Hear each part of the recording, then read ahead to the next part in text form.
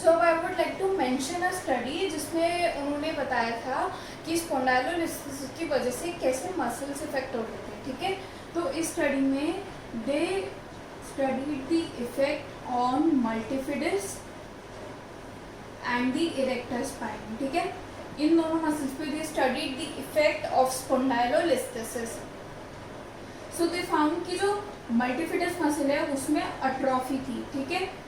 अब ये अट्रॉफी कैसे हुई? जो हमारी मल्टीफिडस मसल है उसका काम क्या होता है? It is to segmentally stabilise the spine, है ना। ये जो अगर हमारी मल्टीफिडस मसल है it lies like this over a single segment, ठीक है। तो अगर ये multifidus muscle it is a very deep muscle, तो इस मसल का क्या काम होता है? To segmentally stabilise the spine.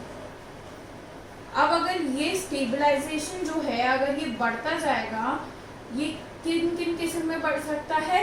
When there are chances of displacement to the spine, ठीक है।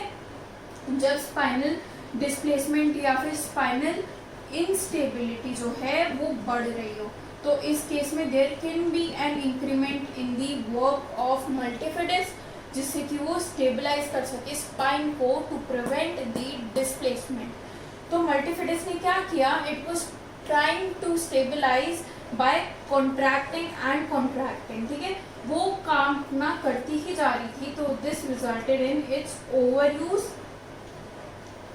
अट्रॉफी। अब अगर मल्टीफिडस की ओवर यूज अट्रॉफी हो गई, भले कोई भी मैकेनिज्म हो, अगर कोई मसल की अट्रॉफी होती है तो कोई ना कोई ऐसी मसल जरूर प्रेजेंट होगी that will try to compensate for the loss. तो उसके लिए इरेक्टर स्पाइनिंग वाज प्रेजेंट। तो इरेक्टर स्पाइनिंग कौन सी मसल्स होती है? They are superficial to the multifidus, है ना। तो इन्होंने क्या किया? They took over the function of multifidus.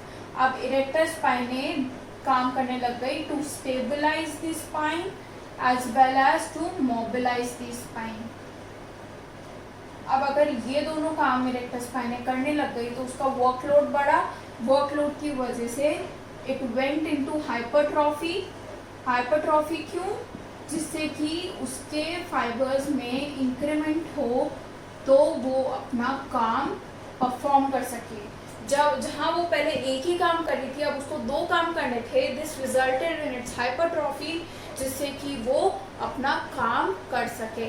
So this study prove there was multifidus atrophy and erector spinae hypertrophy. What are the complications of spondylolisthesis? जो सबसे पहला complication होता है इट इज स्कोलियोसिस। हमने पहले बात तो की थी कि स्कोलियोसिस कैसे स्पॉन्डाइलोलिस्थेसिस कॉज कर रहा था। अब हम बात करेंगे कि स्पॉन्डाइलोलिस्थेसिस कैसे स्कोलियोसिस कॉज कर रहा है। सो इसको प्रूव करने के लिए एक स्टडी हुई थी इन विच दे टुक 10-year-old फीमेल जिसको था L5-S1 लेवल पे स्पॉन्डाइलोलिस्थेसिस। अब इसमें क्या था? एसिमेट्रिक स्पॉन्डाइलोलिस्थेसिस था, मतलब एक साइड से जो एंटीरियर डिस्प्लेसमेंट था it was more compare to the opposite side, ठीक है। तो अगर हम बात करते हैं दिस इज माय S1 और ये मेरी L5 है, तो क्या हुआ था? The displacement was like this. Left side में ज़्यादा डिस्प्लेसमेंट था as compare to right side. ऐसा इसलिए क्योंकि जो पार्ट्स इंटरक्युलारिस था of left side it was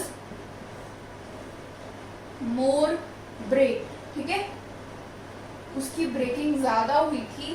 तो this resulted in separation on the left side more as compare to the right side. तो लेफ्ट साइड में अगर सेपरेशन ज़्यादा हुआ तो क्या हुआ? जो इस साइड की मसल्स थी वो शॉर्टनिंग में चली गई। तो ये मसल शॉर्टनिंग में जाने की वजह से इन्होंने एक फ्रंटल प्लेन में डेविएशन कॉज कर दिया, है ना। लंबर स्पाइन में फ्रंटल प्लेन में इन्होंने डेविएशन कॉज कर दिया। So this is called as scoliosis. So this is how spondylolisthesis can also cause scoliosis. जो सेकेंड कॉम्प्लिकेशन है it is the hamstrings contracture. अब हैमस्ट्रिंग कॉन्ट्रैक्चर है, ये कैसे कॉज होगा? स्पॉन्डाइलोलिस्थेसिस की वजह से। इस पे इतनी रिसर्च नहीं हुई है बट वन स्टडी सेज कि it can be due to the irritation of the cauda equina. Irritation of cauda equina. अब इरिटेशन ऑफ कॉर्डा इक्वाइना कैसे हैमस्ट्रिंग कॉन्ट्रैक्चर कॉज कर सकता है? कॉर्डा इक्वाइना जो है उससे हैमस्ट्रिंग को नर्व सप्लाई आता है कॉर्डा इक्वाइना के ऊपर लेवल से, ठीक है। तो अगर कॉर्डा इक्वाइना पे स्ट्रेस है तो जो हैमस्ट्रिंग को आने वाला नर्व सप्लाई है इट इज डिक्रीज। तो जो स्ट्रेस रिफ्लेक्स है जिस वजह से हैमस्ट्रिंग हमेशा स्ट्रेचिंग करता है खुद की and it prevents the anterior translation, वो स्ट्रेस रिफ्लेक्स वाज एब्सेंट। तो हैमस्ट्रिंग्स को क्या कर रहा था? इट वाज कंसेंट्रिकली कॉन्ट्रैक्टिंग, वो कंटिन्यूसली कंसेंट्रिकली कॉन्ट्रैक्ट कर रहा था। So this resulted in the contracture of hamstring, shortening of the hamstring muscle. So this is how hamstring contracture can be occurred due to the spondylolisthesis. जो third complication है it is the spinal stenosis. Spinal stenosis means narrowing of the spine. हमें पता है stenosis means narrowing और spinal means spinal narrowing, मतलब narrowing of the neural foramen of the spine. Neural foramen of the spine is narrowed because of the anterior displacement. अब अगर हम vertebrae draw करें हमारी एक बार फिर से तो हम देखेंगे कि this is the spinous process, inferior articular facet, superior articular facet. ये ऊपर वाली वर्टिब्रे का inferior articular facet, this is superior one. तो न्यूरल फोरामेन की हम बात करें तो इट इज दिस। अब इसकी जो बाउंड्री बनाता है इट इज ड्यूरल सैक। तो अगर ये न्यूरल फोरामेन है तो इसकी boundary is made by dural sac और ये जो है ये है एग्जिटिंग नर्व रूट्स। तो अब क्या होगा अगर मेरी स्पाइन एंटीरियरली डिस्प्लेस्ड है तो जो ड्यूरल सैक है उसका और पेडिकल का कॉन्टैक्ट बढ़ेगा। अब पेडिकल क्या होता है? It is the connection between the vertebral body and the transverse process. तो कहाँ लाई करता है? It is lying laterally. तो अब अगर मेरी स्पाइन एंटीरियरली डिस्प्लेस हो रही है तो जो पेडिकल है एंड जो ड्यूरल सैक है इन दोनों का कॉन्टैक्ट बढ़ेगा। तो फॉर एग्जांपल अगर एसिमेट्रिक स्पॉन्डाइलोलिस्थेसिस है तो एक साइड का पेडिकल ड्यूरल सैक के कॉन्टैक्ट में ज़्यादा आएगा, तो उस साइड का पेडिकल क्या करेगा? ड्यूरल सैक को कंप्रेस करके और नर्व पे ट्रैक्शन फोर्स जनरेट करेगा।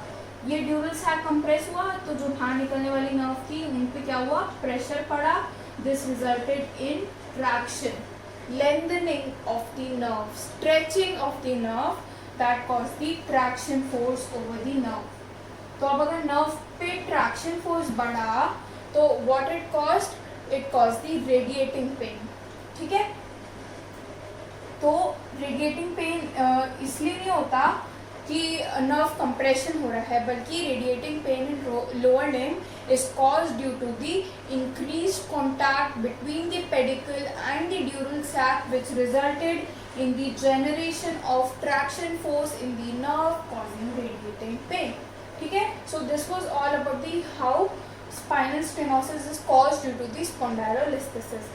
The fourth and the last complication is PIVD। हमने अभी बात की कि कैसे इंट्राडिस्कल प्रेशर इंक्रीज हो रहा था which cause the PIVD and कैसे स्पॉन्डाइलोलिस्थेसिस वाज कॉजिंग इट।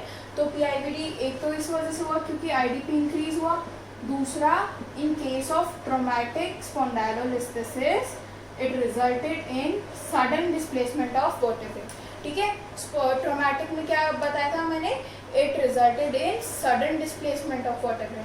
तो इस वजह से क्या हुआ? जो एनुलस फाइब्रोसिस था जो कि डिस्क को प्रोटेक्ट कर रहा था वो एकदम से ब्रेक हुआ क्योंकि वो इतना फोर्सेस बेयर नहीं कर पाया कि it would hold the spine in this place या फिर वो डिस्क को अपनी पोजीशन में होल्ड करके रखे। So this resulted in the traumatic spondylolisthesis. So this caused the PIVD. So this was all about the spondylolisthesis.